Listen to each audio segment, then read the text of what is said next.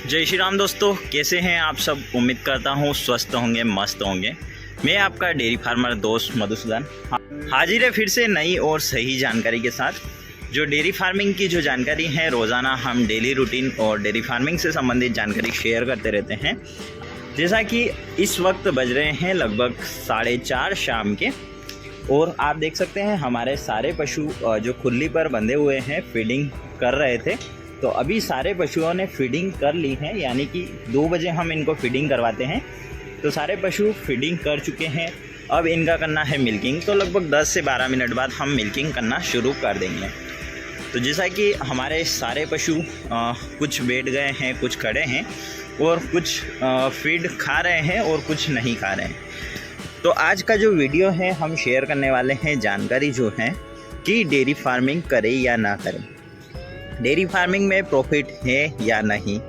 तो पूरा वीडियो ज़रूर देखिएगा ताकि आपको मिल सके पूरी सही जानकारी, जिससे कि आपको हो सके तो लॉस ना हो, या हो सके तो बेहतर जानकारी के साथ आपको डेयरी की शुरुआत करने को मिल सके। यदि आप डेयरी फार्मिंग की शुरुआत करना चाहते हैं तो इसमें आपको कुछ नॉलेज की आवश्यकता होगी।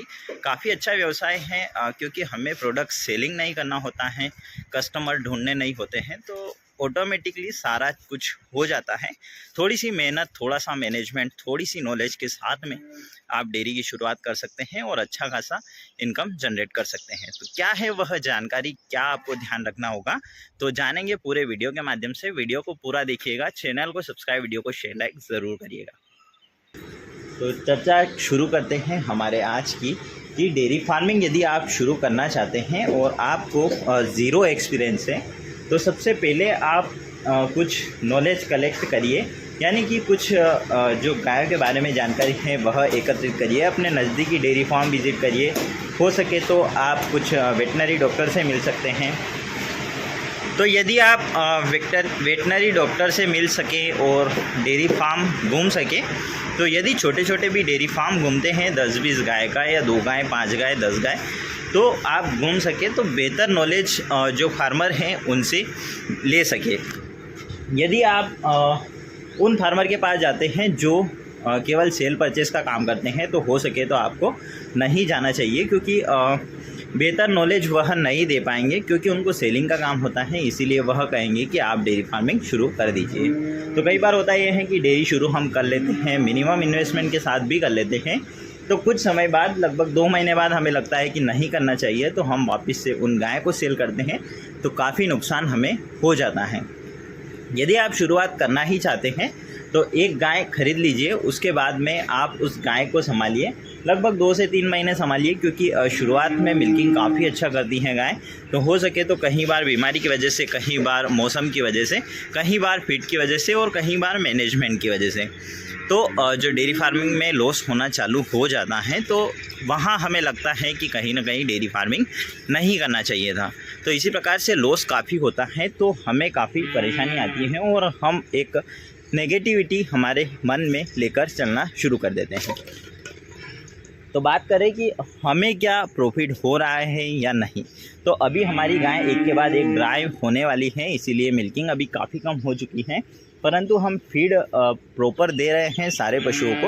आप देख सकते हैं हमारा फार्म, और शुरुआती दौर में हमने छोटा सा फार्म बनाया था, ना कि इतना बड़ा फार्म बनाया था, ना कि जो 25 से 30 गाय का खुली और शेड बनाया था।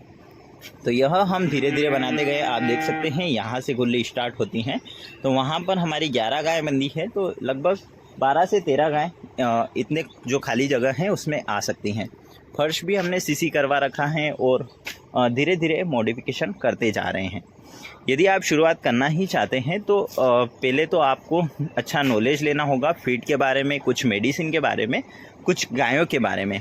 उसके बाद में शुरू करते हैं। तो जो गाय हैं आप क्रॉस ब्रीड में शुरू कर सकते हैं। क्रॉस ब्रीड भी किस प्रकार की, यदि एयर शेयर क्रॉस ब्रीड लेते हैं तो काफ़ी बेहतर आपको परफॉर्मेंस जो गाय की मिल्किंग में है, गाय की केयर में है, मिल सकता है। यदि आप शुरू करते हैं तो एक गाय पहले खरीदिए।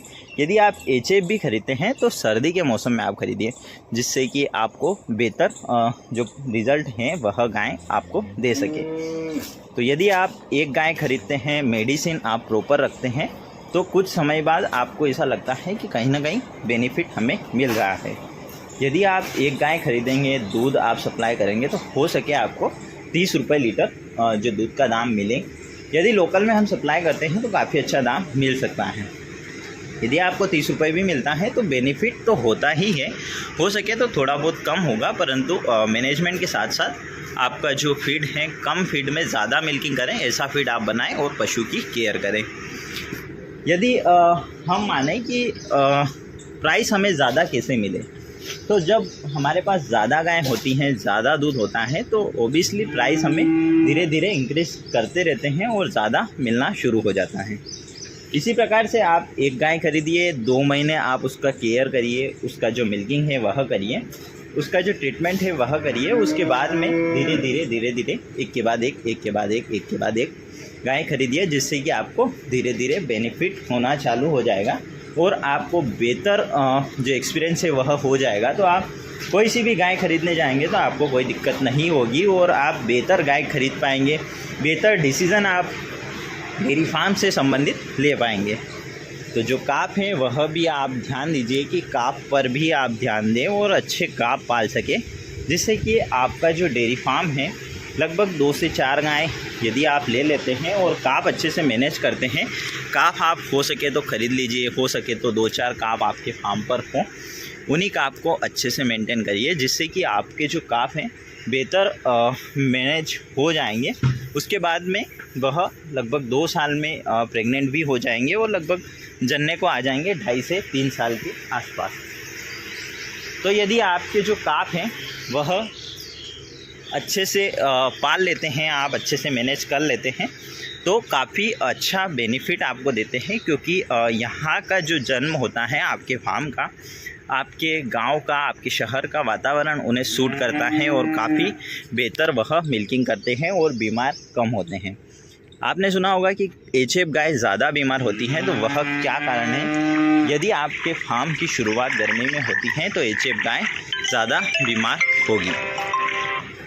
यदि आप फार्म की शुरुआत सर्दी में करते हैं तो एचएफ गाय कम बीमार होती हैं, क्योंकि यह सर्दी सहन कर सकती हैं, पर गर्मी में थोड़ा सा इन्हें काफ़ी दिक्कत आती है।